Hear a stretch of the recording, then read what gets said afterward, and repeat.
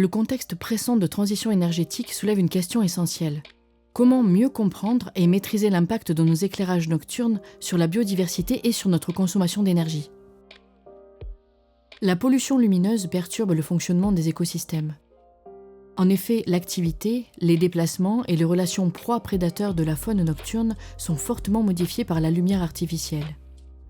La végétation et la santé humaine en subissent également les conséquences. Parallèlement, les enjeux énergétiques sont considérables. En 2017, l'éclairage représentait, selon l'ADEME, 32% de la consommation électrique des collectivités. Même s'il diminue depuis, ce chiffre souligne l'intérêt d'une gestion plus efficace du parc d'éclairage public. Les gestionnaires manquant souvent d'outils adaptés et d'une vision globale sur les territoires étendus. C'est pour répondre à ces défis qu'a été lancé le projet Orenos. Orientation de la rénovation de l'éclairage nocturne par observation satellitaire. Son ambition ?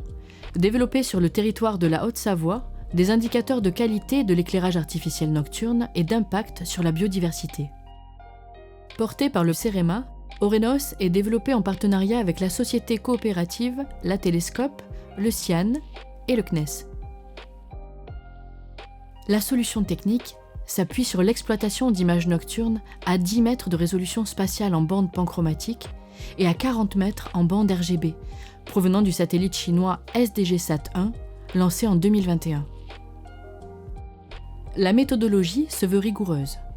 Des images de différentes années et saisons seront récupérées sur tout le territoire de la Haute-Savoie, puis agrégées pour obtenir des millésimes de radiance comparables.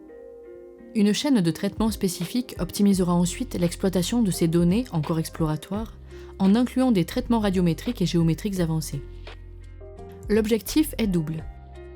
D'un côté, développer des indicateurs de qualité de l'éclairage pour localiser les zones les plus lumineuses, dont les zones excessivement éclairées, caractériser les grandes familles de sources, détecter les dysfonctionnements de l'éclairage public et identifier les principaux contributeurs privés.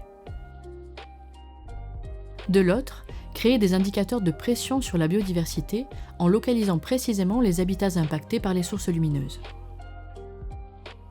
Cette approche permettra d'étudier conjointement le parc d'éclairage public et privé d'un département entier.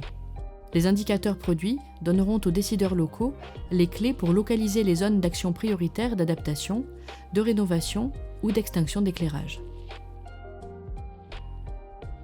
L'outil s'adressera directement aux gestionnaires de parcs d'éclairage et aux services qui les accompagnent, collectivités territoriales, services de l'État, éclairagistes, syndicats d'énergie. Il sera également précieux pour les sites industriels et commerciaux de grande taille, les futures études d'impact et toute structure s'intéressant à la pollution lumineuse. À long terme, Orenos ne s'arrêtera pas à la Haute-Savoie. En effet, les images du satellite SDG-SAT-1 sont disponibles mondialement et gratuitement dans un cadre de recherche et développement en ligne avec les objectifs du développement durable. La méthodologie sera donc réplicable sur de nombreux territoires et adaptable pour exploiter des données issues de nouvelles missions d'observation nocturne. Orenos ouvrira ainsi la voie à une gestion optimisée de nos éclairages nocturnes, alliant préservation de l'environnement et efficacité énergétique.